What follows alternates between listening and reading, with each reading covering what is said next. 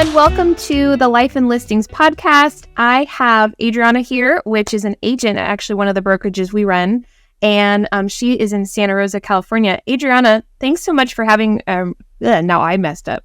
Thanks so much for coming today. You want to introduce yourself and tell us how you got in real estate? Yes. Hi, everyone. My name is Adriana. I am in Santa Rosa. And I actually started back in high school. My first job was at a real estate office, just as a part-time person helping out in the office, answering phones, filing, all that fun stuff. And that's kind of where I learned all about real estate. And where do you think is your favorite thing about real estate now? Because you kind of do a little bit of everything. You're doing investing now, you sell, you do property management. What's your favorite part? I think now I've really learned to love the project management aspect and just seeing the unit transforms and the properties come together, especially like on the flips. We haven't been doing many flips, but we do a lot of rental rehabs, and just watching it come together from start to finish. That has definitely been my favorite part so far. What's the toughest part about that? That's got to be a lot of work just putting it all together. So what's the toughest part about kind of like acquiring a property and flipping it and then putting tenants in it? The hardest part is probably staying within the budget. Really, that is the hardest part. And the owner expectations. We work with a lot of investors, and they have really tough expectations sometimes of what we can deliver within their budget. But the whole putting it together and finding a tenant, that's the easy part. Yeah. It's just the expectations and staying within the budget. Well, you just did your first flip. So do you feel like that was also the case when it's your own? It was even harder because I had a lot of expectations, and I know all of it, right, from A to Z. But I did. I wanted to do more than I actually could do to stay within the budget. There was things that I had to be at peace with not doing or accepting what they were. Or maybe a good example is we couldn't replace every single outlet. And that was bothering me just because I look at properties differently than, the average person. But I would say that's probably the toughest part. Again, my own expectation of what I wanted. What's the future look like for you? You do all of these things. Like you've been a team lead, agent, investor. What are you trying to do in the next 10 years? Wow, 10 years. Let's see. I haven't really thought that far out. But I would say in the next 5 years, I would love to acquire units and multifamily and have my own rentals. I've been managing rentals for a very long time. For many investors, I would say probably over 10 years or close to 10 years. And I know how to do it. I could do it in my sleep. And that's kind of what I see in the future for me. I would love to be able to do it for myself and just acquire and build my portfolio and sit back and enjoy the cash flow. But in between all that, I just want to see the properties put together from start to finish. I think that's kind of where I see myself. Yeah, that's your favorite part. And you're doing all of this while being a single mom. Like how do you manage all of that? Very good question. Let's see. How do I manage it? Well, first of all, it does take a village. That is very true. I do have the support of my mom who lives with us. I finally convinced her to move in. And then, family, friends. My sister's a huge help. I get to meet the other parents, and sometimes they pick up, I pick up, they drop off. We do a lot of that. But that's really how I do it. And then I think the biggest piece now is accepting that sometimes the schedule doesn't work as planned, and you have to be able to adjust and pivot immediately. And the older the kids get, the easier it becomes. Oh, that's good to know. I mean, I love a lot of your videos where you have like showing assistants and stuff like that. Does that ever become like hard for the kids? Do they like real estate mom? It becomes hard when you're on your phone 24/7 and they start to notice that and, pay attention to me, and you're always on your phone and you hear the little comments. But the whole part of like bringing them along for the journey and having them understand makes it easier. Ivan's actually going to do an open house with me on Sunday.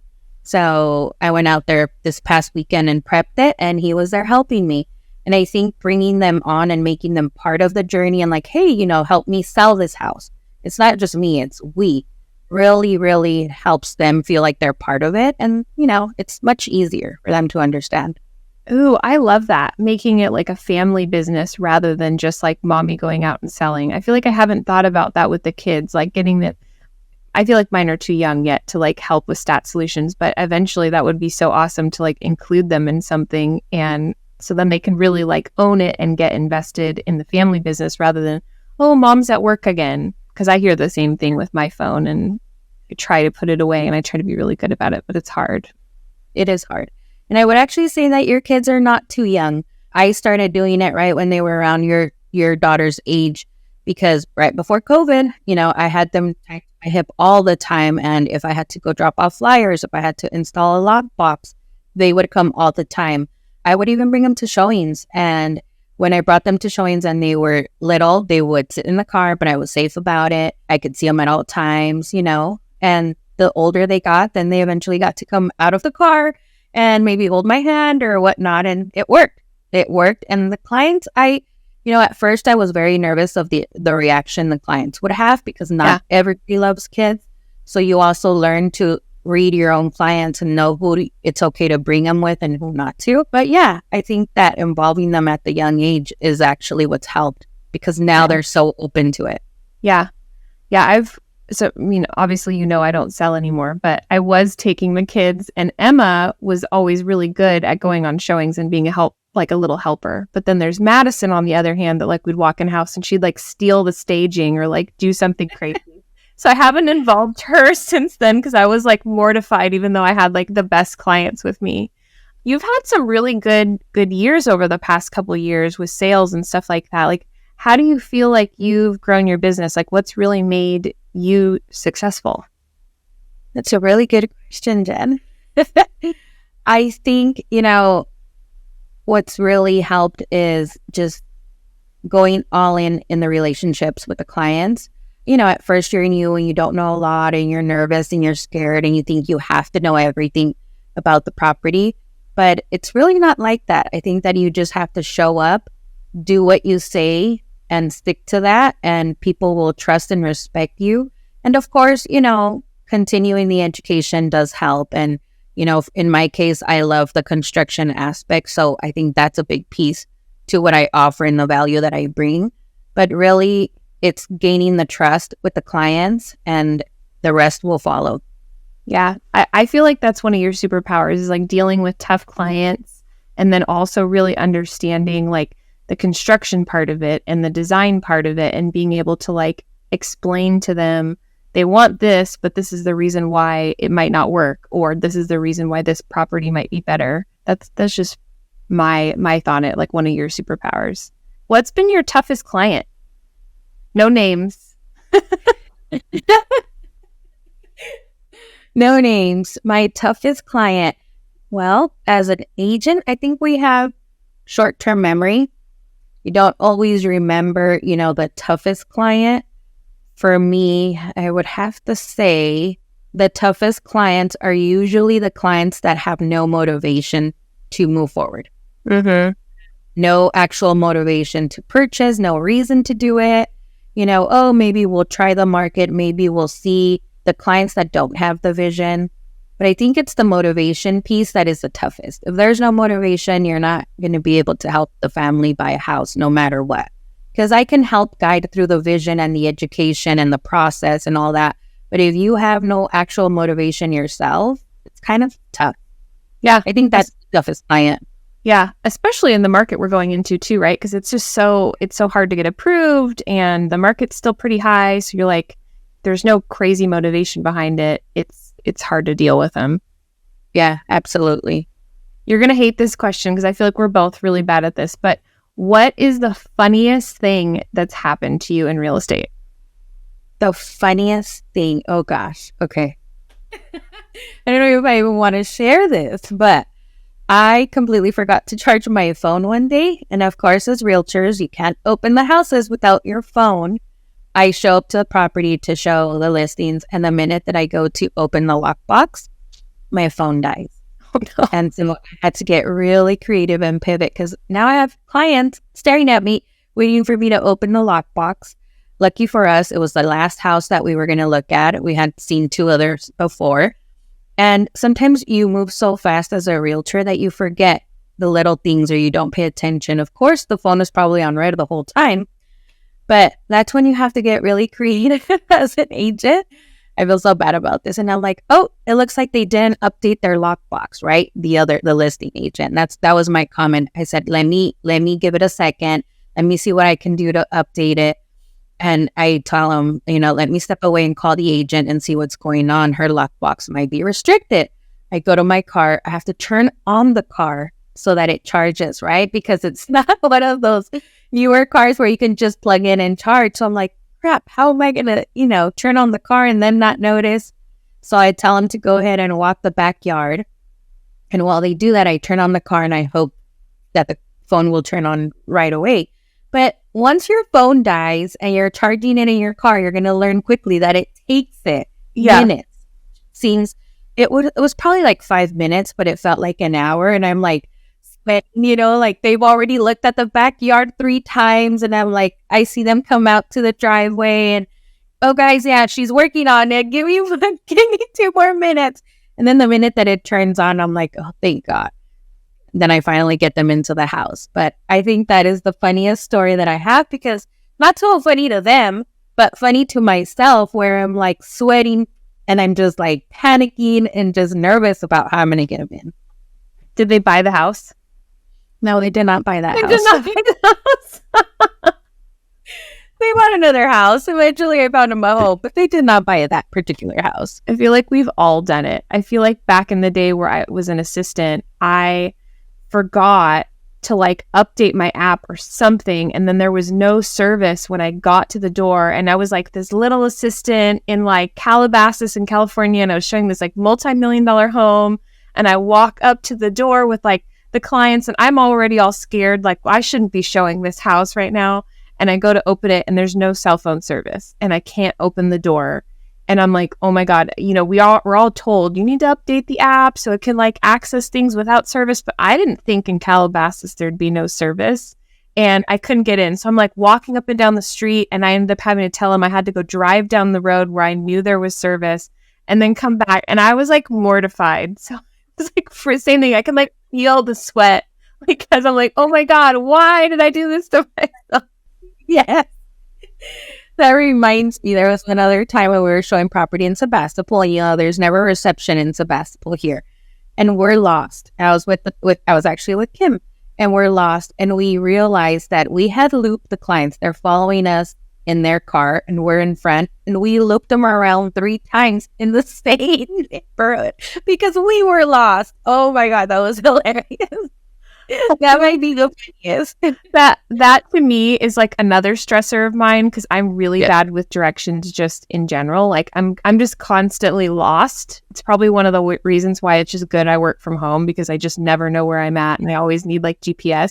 So it always like would stress me out when there's clients following behind. I don't really know where I'm going and I'm like, what if I get in a car accident? What if I like run a stop sign? Like I'm just overthinking it as I'm like driving. Like, this is so bad. Yeah. Oh my God.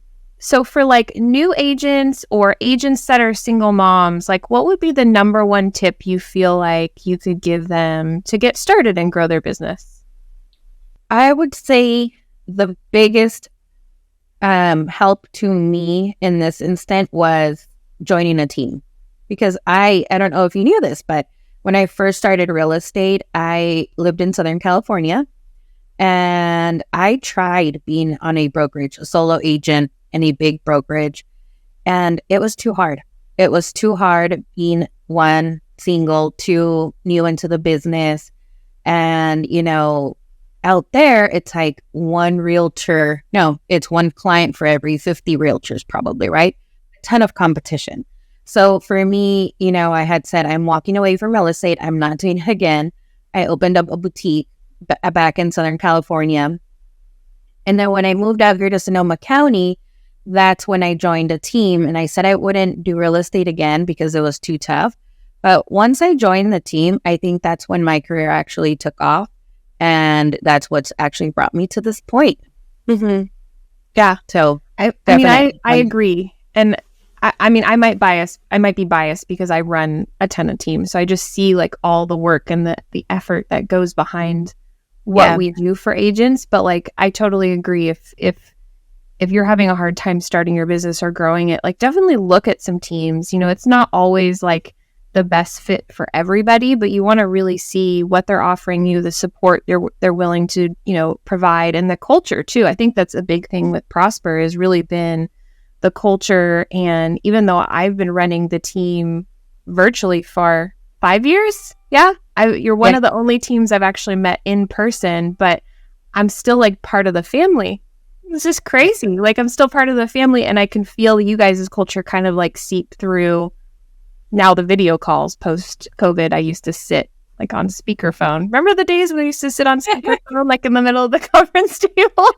Yes. Oh gosh. That's so funny. It's so great. But well, go ahead. No, I was just going to say, I completely agree. For us, the culture is a big thing. And I think that's what's made it so easy. So finding that right spot and finding that team for you, I think would be huge for any person starting. Mm-hmm. Yeah.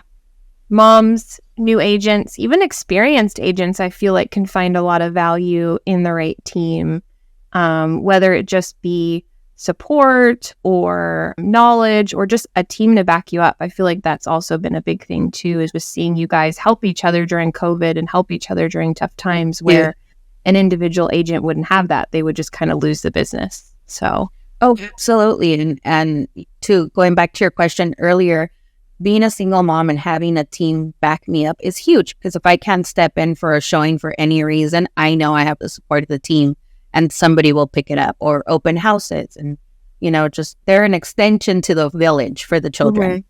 Yeah, I know. It really does take a village. There's a lot involved in, like, even for me, like working from home and stuff like that. I've got so many people helping and pitching in to like make it all function properly.